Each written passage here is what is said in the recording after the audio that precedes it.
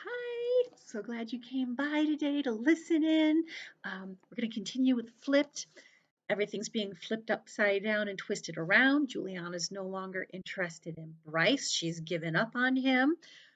Bryce, on the other hand, isn't willing to admit it, but I think he's kind of interested in Julie because, let's see, he was having a heck of a time trying to decide what to wear for this dinner that he didn't want to go to and he didn't want to dress up for.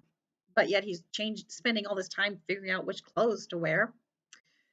20 minutes later, I still wasn't dressed. And I was extremely ticked off about it because what did it matter? Why did I care what I looked like at this stupid dinner? I was acting like a girl. Then, through a gap in my curtains, I saw them coming out their front door, down their walkway, across the street. It was like a weird dream. They seemed to be floating towards our house, all five of them. I pulled a shirt off my bed, punched my arms in, and buttoned up. 2 seconds later, the doorbell rang, and Mom called, "Can you get that, Bryce?" Luckily, Granddad beat me to it. He greeted them all like they were long lost family, and even seemed to know which one was Matt and which one was Mike. One was wearing a purple shirt and the other was wearing a green one, so it shouldn't have been that hard to remember which was which. But they came in and pinched my cheeks and said, "Hey, baby brother, how's it going?" And I got so mad, I mixed them up again. My mother zoomed in from the kitchen saying, "Come in, come in. It's so nice you could all make it." She called, "Lynetta, Rick, we've got company." But then stopped short when she saw Julie and Mrs. Baker. "Well, what's this? Homemade pies?" Mrs. Baker said, "Blackberry cheesecake and pecan. They look wonderful, absolutely wonderful." My mother was acting so hyper, I couldn't believe it. She took Julie's pie, then whooshed a path to the kitchen with Mrs. Baker. Lynetta appeared from around the corner, which made Matt and Mike grin and say, "Hey, Lynn, looking good." Black skirt, black nails, black eyes. For a nocturnal rodent, yeah, I suppose she was looking good. They disappeared down to Lynetta's room, and when I turned around, my granddad was taking Mr. Baker into the front room, which left me in the entry hall with Julie, alone. She wasn't looking at me. She seemed to be looking at everything but me. And I felt like an idiot, standing there with my geeky button-down shirt with pinched cheeks and nothing to say. And I got so nervous about having nothing to say that my heart started going wacko on me, hammering like it does right before a race or a game or something. On top of that, she looked more like that stupid picture in the paper than the picture did, if that makes any sense. Not because she was all dressed up. She wasn't. She was wearing some normal looking dress and normal looking shoes, and her hair was the way it always is, except maybe a little more brushed out. And it was the way she was looking at everything but me, with her shoulders back and her chin out and her eyes flashing.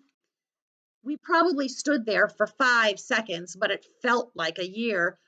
Finally, I said, "Hi, Julie." Her eyes flashed at me, and that's when it sank in. She was mad. She whispered, "I heard you and Garrett making fun of my uncle in the library, and I don't want to speak to you. You understand me? Not now, not ever." My mind was racing. Where had she been? I hadn't seen her anywhere near me in the library, and had she heard it, or had she heard it from somebody else? I tried to tell her it wasn't me, that it was Garrett, all Garrett, but she shut me down and made tracks for the front room to be with her dad. So I'm standing there wishing I had punched Garrett out in the library so Julie wouldn't stick me in the same class as someone who makes retard jokes, when my dad shows up and claps me on the shoulder. "So, how's the party, son?" Speak of the devil. I wanted to whack his hand off my shoulder. He leans out so he can see into the front room and says, "Hey, the dad cleans up pretty good, doesn't he?" I shrug away from him. Mr. Baker's name is Robert, Dad. Yeah, I knew that. He rubs his hands together and says, I guess I ought to go in and say hello. Coming? Nah, Mom probably needs my help. I didn't run off to the kitchen, though. I stood there and watched Mr. Baker shake my father's hand. And as they stood there pumping and smiling, this weird feeling started coming over me again.